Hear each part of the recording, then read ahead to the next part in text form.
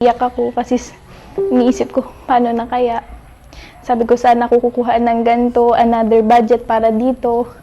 Then, yun, nagpe-pay na lang po ako. Tsaka, dito naman sa vlogging, ito yung talagang pinagkukunan ko, ito yung pinaka-source ko. Kung hindi sa Bash, sa Velvet Box, yan. Kahit ano na lang po. Sipag ni Carla Bells dito. Kay Ido. Kay Edu. Abangan niyo po yan. Yung paninira na kay Ido. Oo, tuluyan na Kuya Doon na. Bal. Oo. Kasi pag si Ido po'y umurong Oo. sa mga pirma, Oo. si Ido po ang tatanggalin ko sa kalingap. Inakondisyon yan. Nanay ni Vanessa yan. Pero ikaw, tinulungan ka ng Kalingap eh. Siguro hindi lang 45 na bigyan ng Kalingap sa iyo. Baka sabi mo, sponsor na naman galing yon. Kung wala ka sa Kalingap, di ka makikilala ng sponsor. Tanda mo yan.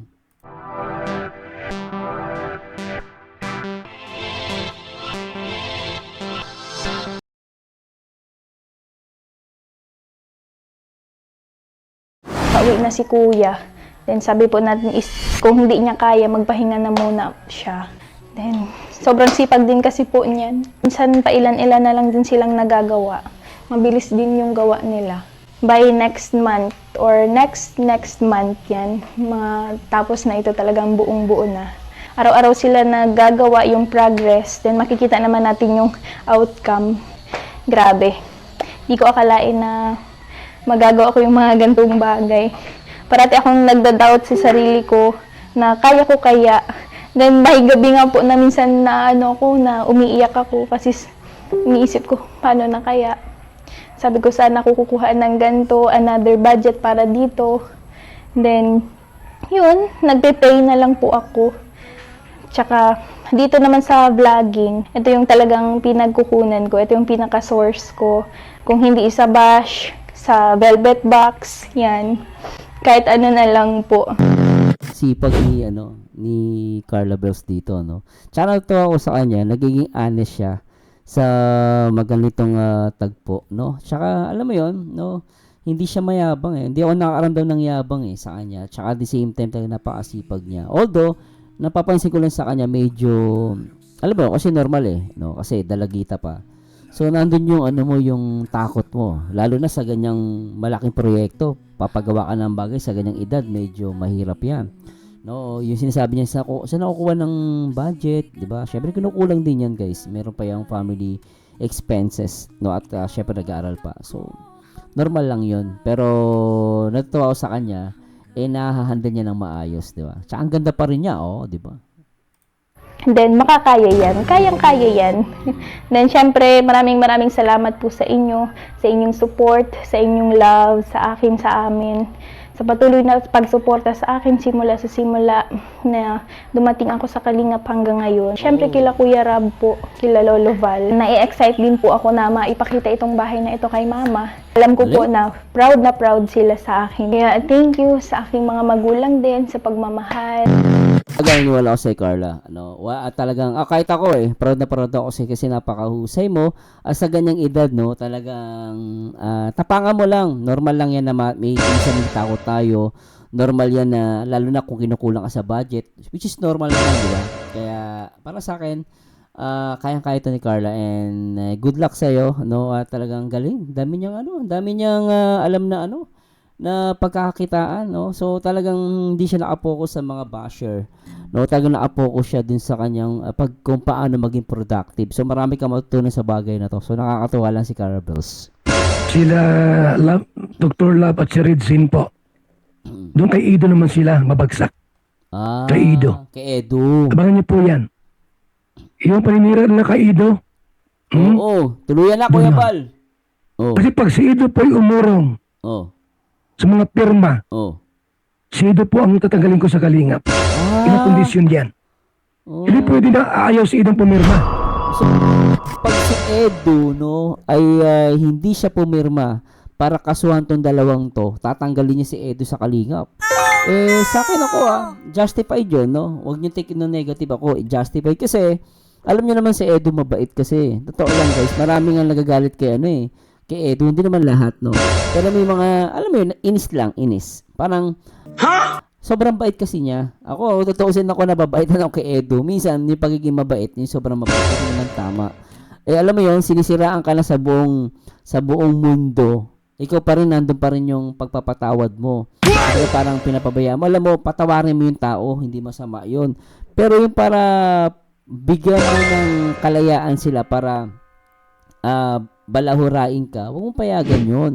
Alam mo, hindi masama ipagtanggol ang sarili. Mahirap naman yung binabalahura ka na, hayaan mo lang. Di ba? Dapat yun, yung bawat sinasabi nila, bawat ginagawa nila, dapat yung may consequences. Dapat yung may consequences. Ang problema, kung pababayaan lang natin yan, hindi mo kakasuhan, lalong lalong aabuso. Ako, sa nakikita ko rito, kaya sinasabi to ni Kuya Bal, para lalong mapilitan si Edu na kasuhan yung dalawa. Kasi nga umaabuso, sinisiraan siya.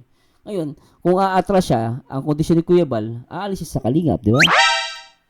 Si Edo po ang tatanggalin ko sa kalingap. Inakondisyon yan. Hindi pwede na ayaw si Edo pumirma. Tama naman. Bakit? Mawala siya sa kalingap. Lahat ng nambalahura kay Edo, kakasuhan po namin. Ayun. Lahat sila. Sabi ni Luz Sarinas, tama lang yung kasuhan lahat ng nababalahura at nanira. Nananahimik yung tao, di sumasag, ituloy para masampulan. Oo, totoo yan. Tuloy ni Kuya Bal. Kasi may pangkaso naman sila. Tsaka may pera naman sila. At the same time, talagang ang kawawa talaga si Edu. No? Talagang sobrang bait lang ni Edu. Talagang hindi siya sumasagot eh. Pero dito talagang si Kuya Bal, pinapakita niya matapang siya. No? At salamat din Kuya Bal, no, sa pag-alala kay Papa Eds. Sabi ni Jojo Tiusan, patunayan mo Kuya Bal na madala na yung mga yan. Huwag puro dakdak, magagaya ka na kila Dok Wakwak at Red Chain puro dakdak. Oh, di ba last time sabi nga nila ididemanda din yung mga reactor ng Kalingap. Nasaan na? Ultimo nga dito, pumunta pa daw ng Singapore. Kita mo, nasaan na puro dakdak, di ba? Kasi mababalikan sila. Si Kuya Bal, ang laki ng laban niya, totoo lang. Tapos lalo pa si Red Chain, pinagbabantaan niya, sasapakin niya si Edu. Di ba? Anong gagawin? Naka-record yun. Hindi paninira yun. Di ba? Tingin ko yung 45 mil sa kanya. Sa mga taga Mangkamagong. Sabihin nyo dun sa nanay ni Vanessa, binabawi ang 45 mil. Doklat, parang stress ka na. Mukhang stress ka na.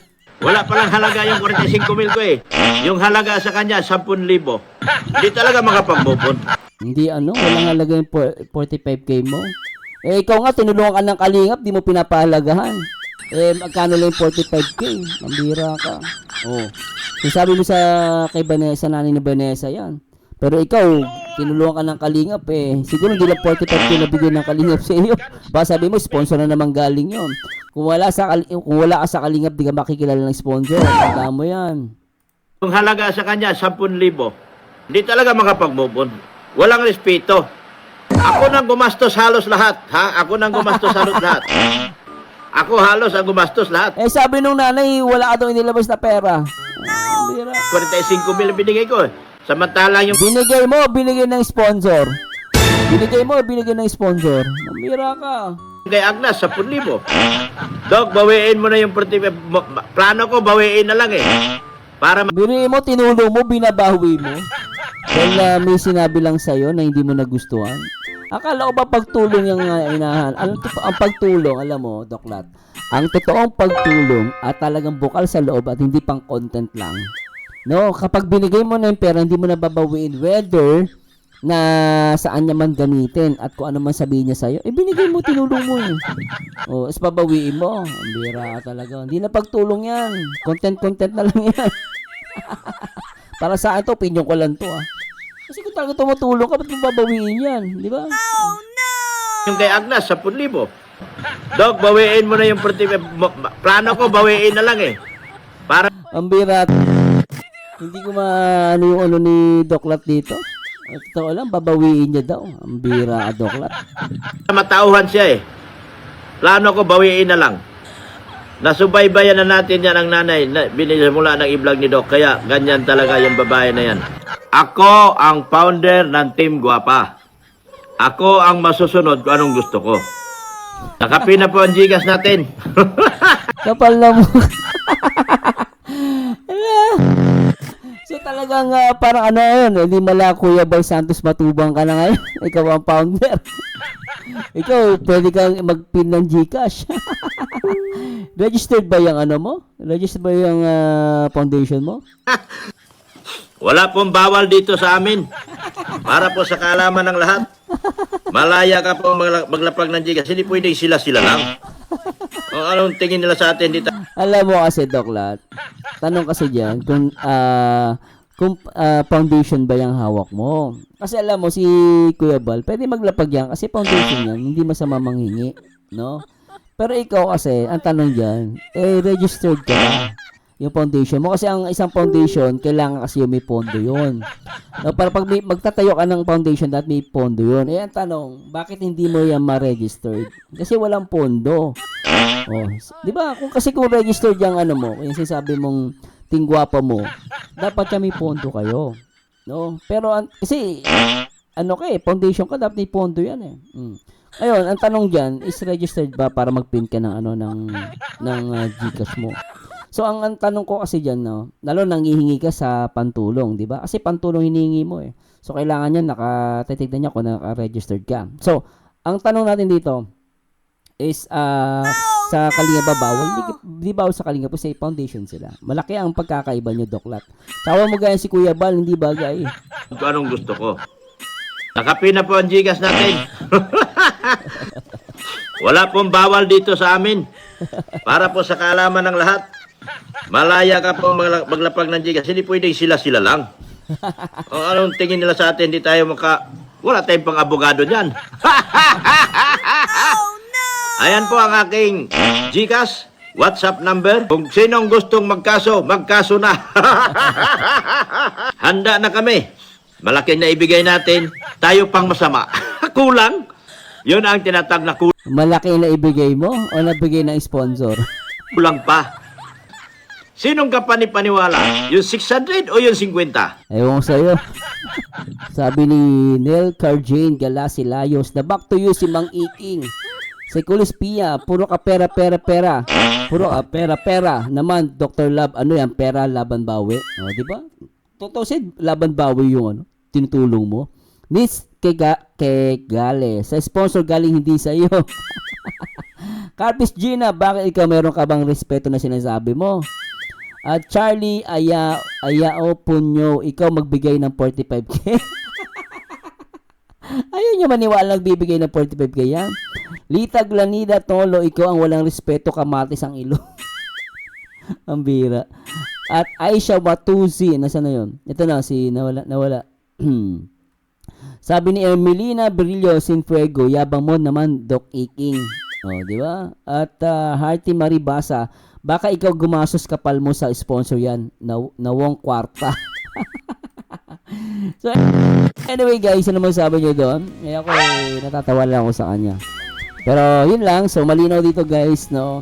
Si Kuya Bal ay aalisin si Edu if hindi siya pipirma dun sa kaso para kay Doc Lat at kay Redzin. Ako para sa akin, para matapos na yan. At tama yung isa nag-comment eh. Parang hindi, kasi mamaya magagaya nga naman si Kuya Bal kay Doc Lat at kay Redzin na puro dakdak na may kakaso, wala naman pala. No?